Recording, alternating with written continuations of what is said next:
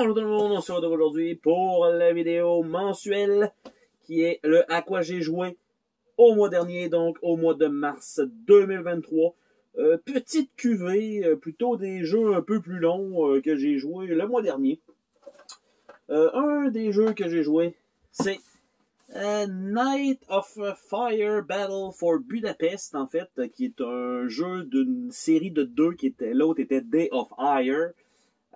Et en fait, entre les deux, le premier, je trouve, est bien meilleur que celui-ci. J'ai joué en version coopérative parce qu'on peut jouer seul ou en coop contre une intelligence artificielle ou à 3 joueurs avec un qui va jouer comme la Russie. Bref, c'est dans le thème. Et en fait, il y a une invasion qui est faite à Budapest et il y a une révolution qui se passe en même temps. Et ce qui est un peu triste dans le scénario, c'est que c'est sûr et certain que dans l'histoire, Budapest a perdu. Bon. Mais c'est de la façon dont vous allez faire la partie, jouer au jeu qui va déterminer si vous avez comme gagné, même si vous perdez, parce que la Russie a comme moins de morale à la fin ou moins de prestige qu'un certain nombre de points. Bref, le système de jeu avec les petits blocs, avec des collants dessus, peut fonctionner en jeu versus, parce qu'il y a un joueur qui ne verra pas les unités de l'autre. Quand on joue en coopératif, on veut voir les blocs, donc on doit s'asseoir du même côté du plateau, ce qui est un peu weird. On a un système de, bon, ben finalement, le soldat est caché ou il l'est pas, donc nous, on a juste dit, ben quand il est couché, c'est qu'il est... on voit tous les collants partout, mais ils sont comme cachés. Quand on va les avoir relevés, bon, on va juste lever le jeton. Mais là, il y en a un des deux joueurs, vu qu'on était assis un d'un côté puis un de l'autre. Évidemment, on n'a pas suivi les instructions, mais vous comprenez un peu que logiquement, on fait pas ça. Mais c'est ça, ce genre de système de, ben, si ça vous prend un personnage avec un cocktail Molotov caché que vous allez révéler, qui va permettre de faire une action. Ce genre de système-là, dans le premier, fonctionnait beaucoup mieux avec les icônes de transporter les soldats, qui étaient beaucoup plus intéressants.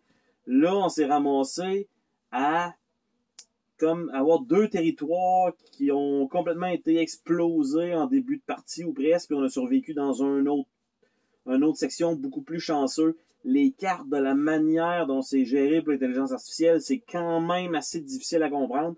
Puis les règles sont, du moins, j'aurais préféré probablement un livre de règles un peu mieux que ça, avec une charte vraiment claire de voici les actions, voici qu'est-ce que ça vous prend. Un peu comme les jeux de GMT, le coin system. Quand vous avez une charte d'action, c'est pour faire ça, vous devez avoir ça qui fait ça. Donc, tout simplement.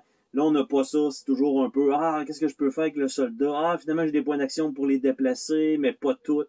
Bref. Visuellement, c'était pas super attrayant. Malheureusement, pour ma part, j'ai préféré le premier. Donc, Night of Fire Battle for Budapest.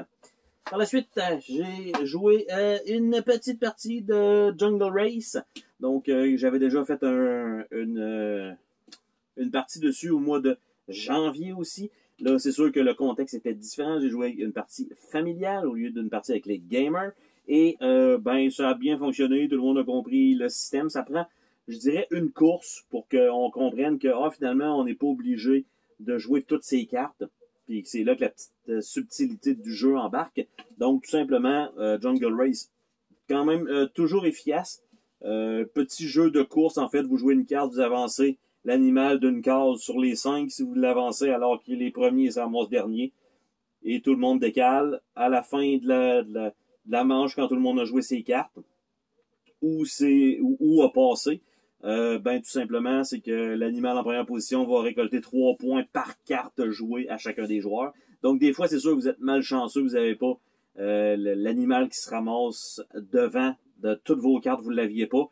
Donc il fallait vous organiser pour que cet animal-là se ramasse à l'arrière. Donc tout est une petite stratégie. Jeu pas super complexe, donc quand même bien. J'ai joué aussi une partie de Cthulhu Pocket Madness, qui est un jeu un peu bizarre, parce qu'il prend plus de temps à préparer qu'à jouer, en réalité. Parce que vous avez des cartes de format tarot qui a ça n'a aucun sens pourquoi ils ont choisi ce format-là pour le jeu. Et tout simplement, c'est que vous avez des séries de cartes avec des valeurs de 6 à 12 et vous allez en prendre un certain nombre. Vous allez les virer à l'envers pour qu'ils soient face cachée. Vous allez les mélanger et les remettre dans le deck qui est face découverte. Donc, vous allez avoir des cartes des deux côtés. Et à partir de là, vous les étalez sur la table. Et à votre tour, vous choisissez entre 1 et 3 cartes que vous allez prendre dans vos mains. Et à ce moment-là, ben, vous allez pouvoir faire des triples qui vont vous permettre d'aller chercher des pouvoirs. Vous pouvez avoir les 7 cartes ou les 6 cartes, 7 cartes de valeurs différentes qui vont vous donner un bonus. Et le but, tout simplement, c'est de vider votre main le plus vite possible. Donc, un genre de... C'est pas un trick-taking, il faut vraiment, un peu comme le remis-bloc un peu. Il faut faire des triples. On n'a pas le droit d'aller jouer ailleurs, mais quand même, un genre de petit principe comme ça. Mais franchement, c'était bien. Pas trop de complexité non plus. Juste un bon petit filler. La seule chose, c'est si la manche se termine, parce que vous avez 2 cartes en main, mettons que vous avez déjà une paire, vous dites, je prends une carte. À l'autre tour d'après, je joue un triple, c'est terminé. Vous avez fait 2 tours de jeu. Puis vous avez mélangé tout ça, vous avez mis ça sur la table. Après ça, vous devez ramasser toutes les cartes, remettre les cartes qui étaient à l'envers du bon côté, mélanger, en sortir genre 17, les mélanger, les remettre dedans dans l'autre sens, et réétaler ça sur la table. Ça prend plus de temps à placer qu'à jouer. Donc, c'est arrivé 2 fois pendant notre partie. J'ai également fait une partie de Hollywood Racer, qui est un jeu qui a été très difficile à se procurer, en fait, parce que la campagne Kickstarter, la première, a totalement échoué. En fait, a fonctionné, mais le producteur du jeu, et non pas le créateur, il faut faire attention, s'est poussé avec le cash. Et donc, le créateur du jeu a pu récupérer ses droits et finalement faire une deuxième campagne. Il nous a donné le jeu. Donc, c'est quand même bien. Un grand merci d'ailleurs. Et le jeu lui-même, un peu take that. Donc, vous allez avancer avec 2 coureurs. C'est quand même plutôt rare dans ce genre de jeu-là. Donc, 2 coureurs avec chacun des pouvoirs, avec des jauges de puissance que vous allez pouvoir utiliser pour les différents pouvoirs. Il y en a qui ont des pouvoirs passifs, il y en a d'autres qui ont presque rien. Il y a des statistiques de mouvement de base. Il y en a qui ont aussi des statistiques, en fait, tout le monde a des statistiques aussi de points de vie. Donc, tout ça est un peu balancé. Il y a les plateaux sur lesquels vous allez vous déplacer dans différentes directions et vous allez avoir des bonus qui vont vous permettre d'avancer plus vite. Vous allez avoir des éléments de plateau qui vont être contre vous, dont une section, parce que ça se passe donc à Hollywood. On avait une section qui était Jurassic Park, il y avait un tyrannosaure qui n'arrêtait pas de sortir, donc qui nous a fait beaucoup de dégâts, qui nous a ralenti clairement dans toute la partie. Et il y a quand même des cartes comme, par exemple, ben le premier se ramasse deuxième, le deuxième se ramasse troisième, et on décale comme ça, et le dernier se ramasse premier. Ce qui fait que, par exemple, sur le départ, c'est arrivé, il y a des gens qui ont quand même réussi à bien faire une bonne lancée, et au deuxième tour, je pige la carte. Donc, tout le monde décale, et j'étais le dernier joueur, en fait, avec mon deuxième personnage, et c'est ramassé premier, alors qu'on joue dans l'ordre d'une charte. Donc, la manière que ça s'est fait, c'est que j'étais le 4e sur 4, donc à jouer. Et après ça, ben, on recommence de 1 à 4 pour le deuxième personnage. Donc, quand je suis arrivé à la fin de mon premier personnage, mon joueur s'est ramassé à l'avant. Donc, les personnages des autres joueurs étaient à l'arrière complètement. Donc, le 7e est tombé 8e, le 6e, donc, et ainsi de suite. Donc, ils n'ont jamais pu me rattraper avec ces personnages-là. Et donc, quand ça a recommencé, ben, j'ai déjà pris de l'avance et j'ai pu finir avec un personnage sans trop de difficultés, mais il faut faire finir les 2 personnages. Donc, côté des règles, il y a quand même beaucoup de petites choses, de petits points précis, chacun des personnages est bien spécial. Donc, c'est ce qui rajoute un peu de saveur, mais c'est beaucoup du take-that. Vous défoncez les autres voitures à tout bout de champ. Les points de vie, ça se perd ultra rapidement. Vous avez 2 tours pour vous en remettre à chaque fois. C'est quand même plutôt pénible pour ça, mais la course pourrait être beaucoup plus rapide s'il y avait peut-être un petit peu plus de mouvement, 1 point ou 2 de mouvement de plus, quelque chose comme ça. Parce que ça a quand même pris, c'est marqué de 30 à 60 minutes.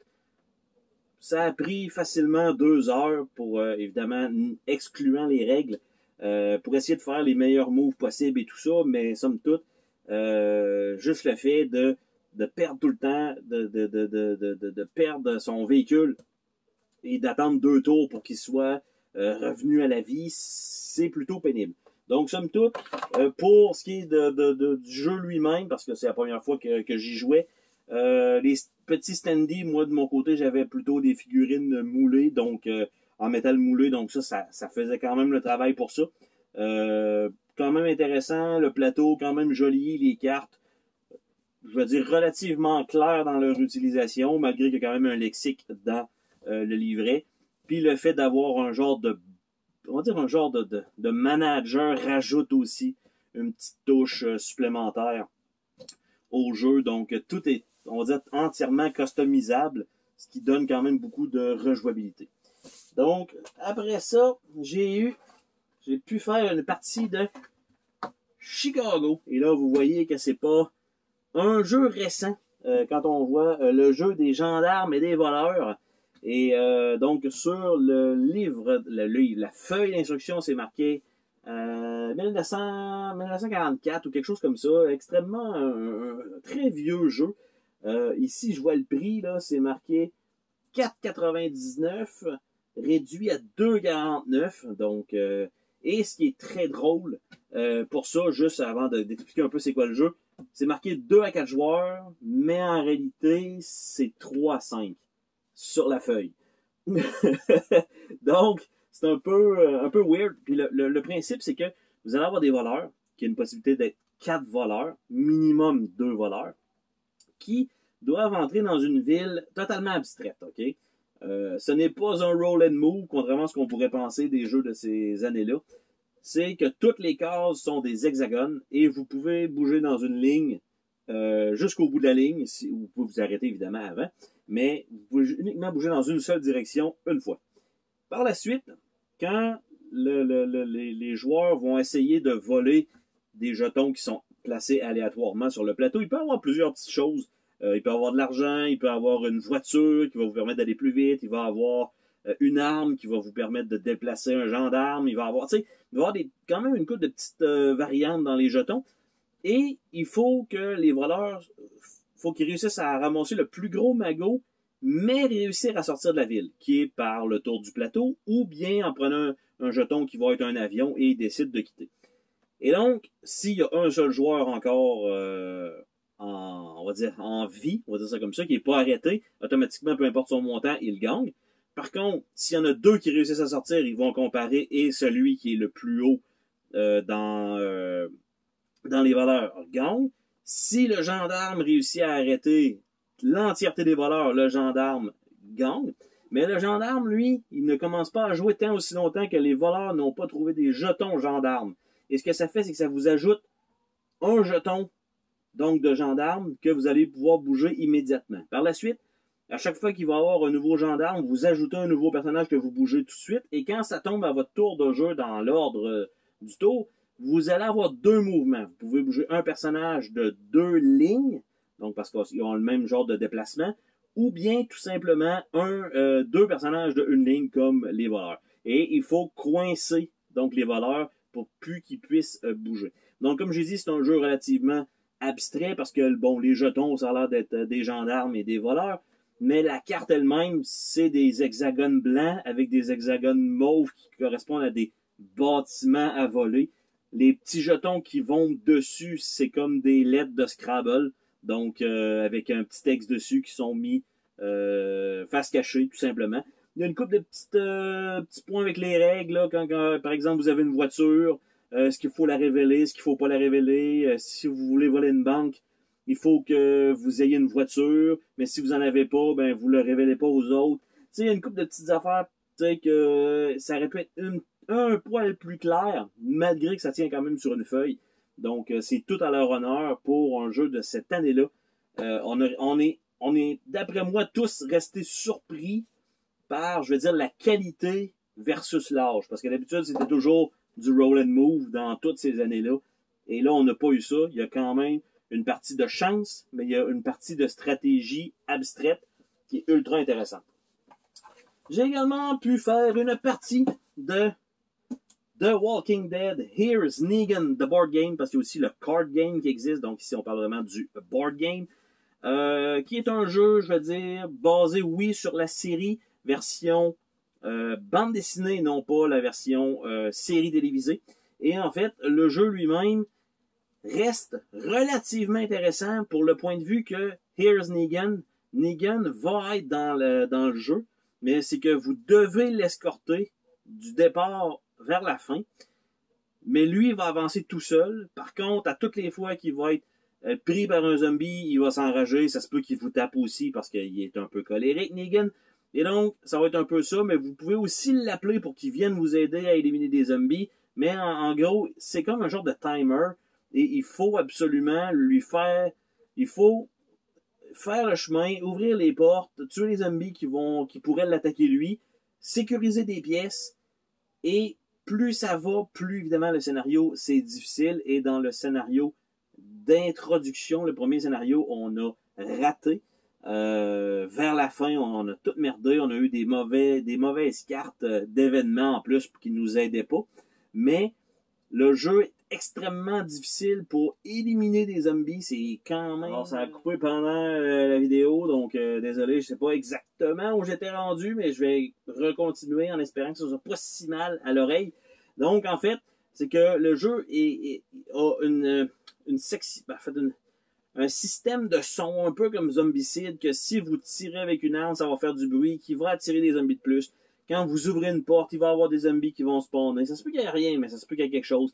Les zombies qui spawnent au loin, vous les voyez pas, c'est des jetons qui sont face cachée. Quand vous avez une ligne de vue, vous avez donc un nombre de zombies qui va apparaître à la place de ce jeton-là.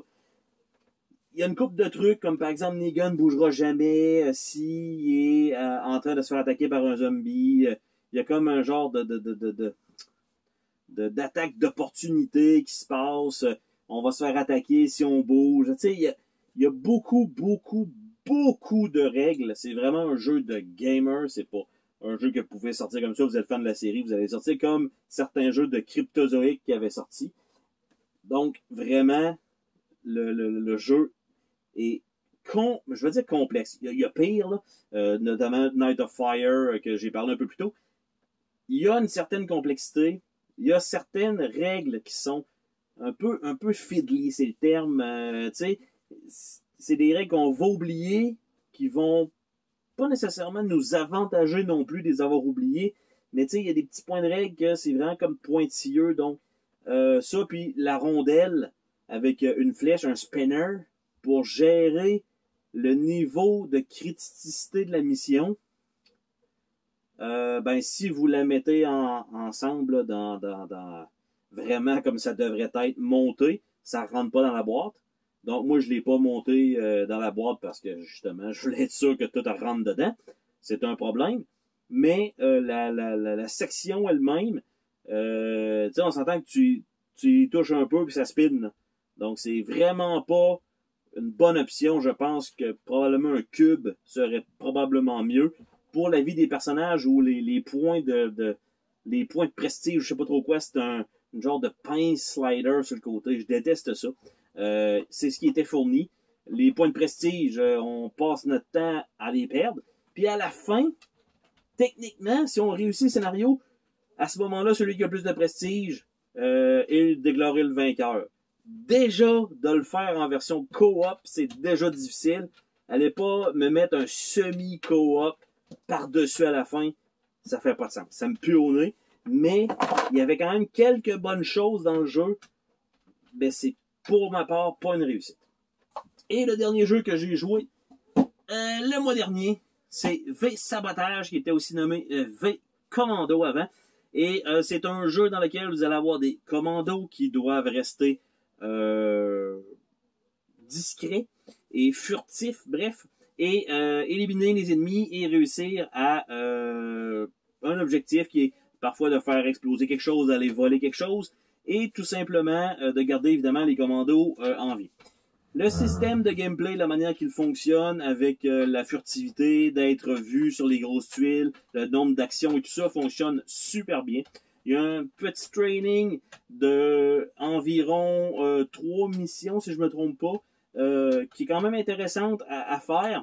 Peut-être que je l'aurais mieux détaillé pour certaines parties, en fait, mais ça fonctionne quand même bien. Et le scénario qu'on a fait par la suite, on l'a réussi d'une main de maître, même l'autre mission d'avant, c'est-à-dire, faut pas se faire voir. On s'est pas fait voir, je pense qu'on a même pas... on a déclenché...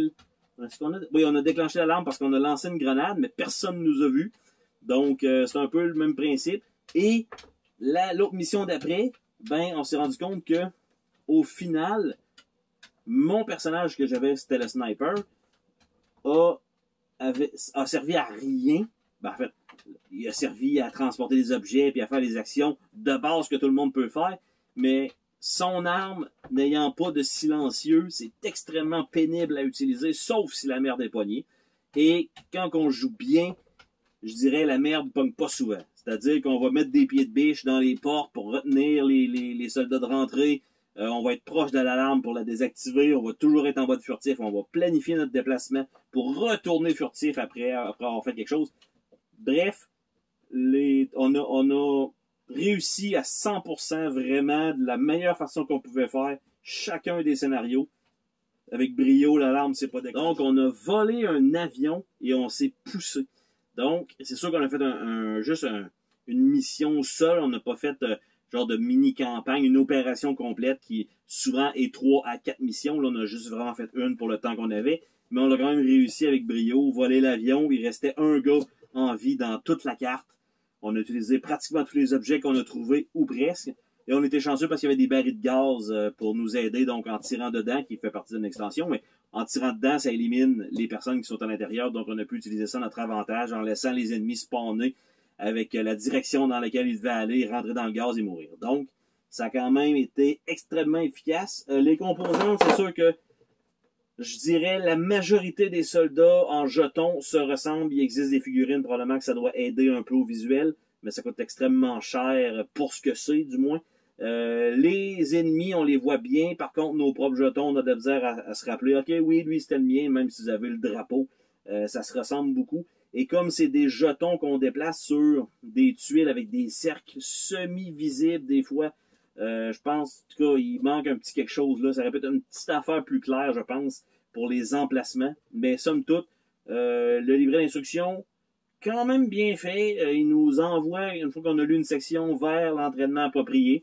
Le premier entraînement, c'est sûr que on fait certaines actions, mais il ne nous dit pas qu'on peut éliminer le soldat et tout ça. On l'apprend plus tard, alors que c'est ce qu'on aurait fait en réalité. Bref, le jeu est bien, mais je m'attendais peut-être à un petit affaire mieux. Mais c'est parce que le bordel n'a pas pogné, on n'a pas été obligé de tirer personne ou presque. On s'est très bien débrouillé, mais c'est ça le but du jeu, c'est de rester silencieux. Donc, si vous avez apprécié cette vidéo, n'hésitez pas à laisser des commentaires. Si vous avez joué à ces jeux que vous avez appréciés ou détestés, c'est le fun que vous en parliez parce que vous avez eu une mini-critique en fait de chaque à ce moment-là. Et n'hésitez pas non plus à laisser un petit pouce, ça fait toujours plaisir d'avoir un peu d'encouragement. Puis si vous avez des gens qui seraient intéressés, vous pouvez toujours leur soumettre l'idée d'aller s'abonner à la chaîne. Ça fait toujours plaisir de voir le compteur monter. Sur ce, on se dit à la prochaine pour une autre vidéo. Salut tout le monde!